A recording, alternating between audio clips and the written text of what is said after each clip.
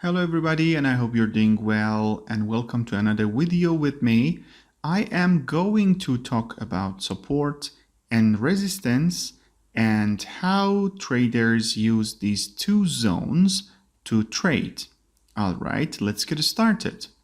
The first topic, the first point is gonna be the support zone.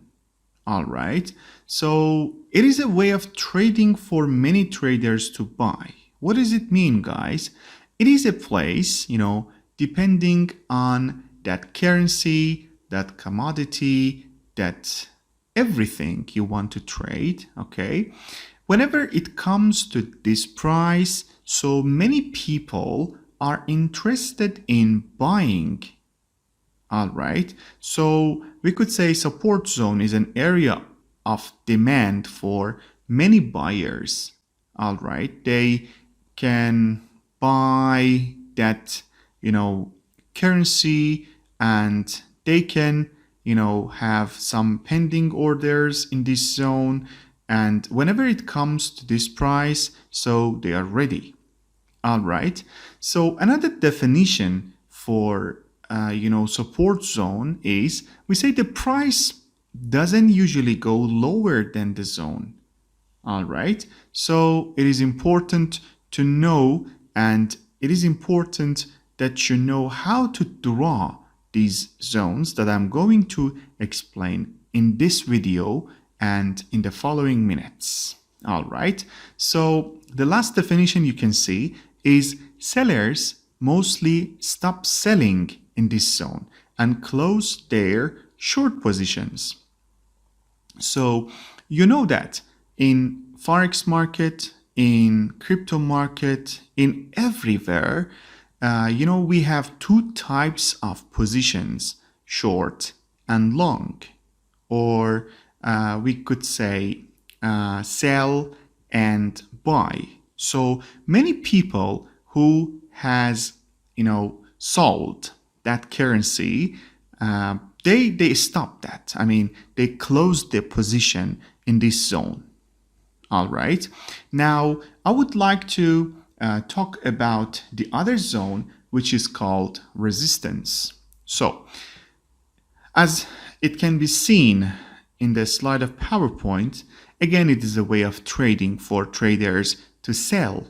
So many traders, click on sell, and, they have pending orders on this zone. And I'm going to explain how you can just put pending order in the following videos. All right. But here you should know that resistance zone is an area of supply for buyers.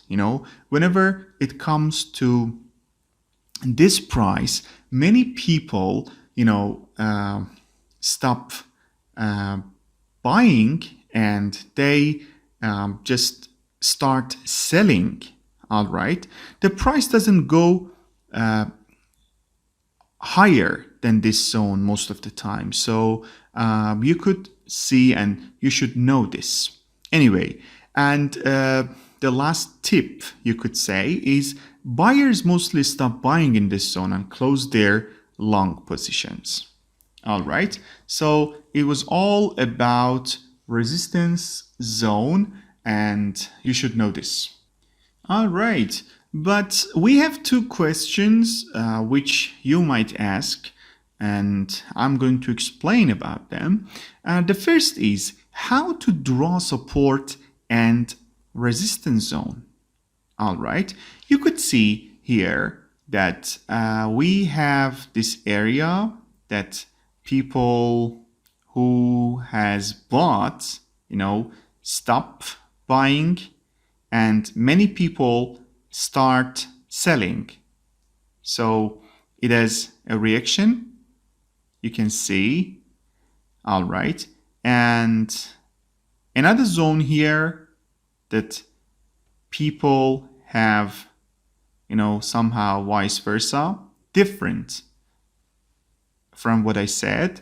So again, when it comes to this zone, we have the same situation like the previous, 1 happened.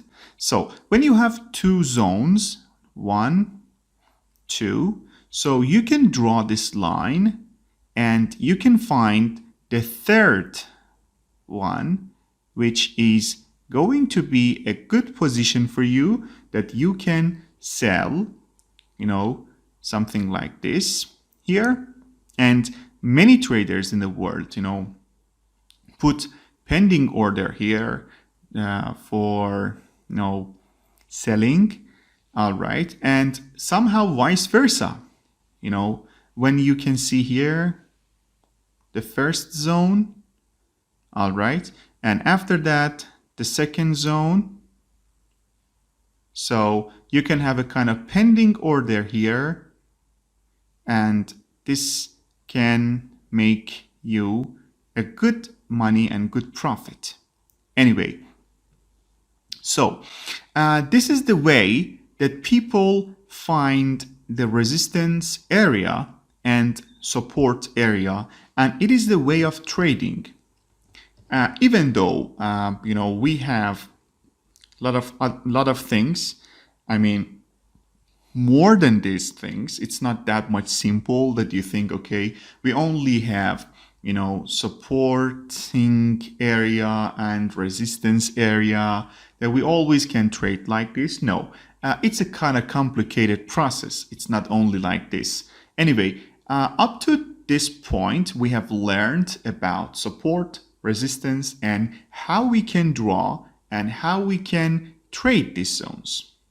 And up to now, I have talked about static way of resistance and support. All right. So in the following video, I am going to explain about dynamic resistance and dynamic support. I'm going to explain more interesting things. Anyway, thank you very much for your time, and I hope you enjoyed this video. Have a fantastic day, and bye for now.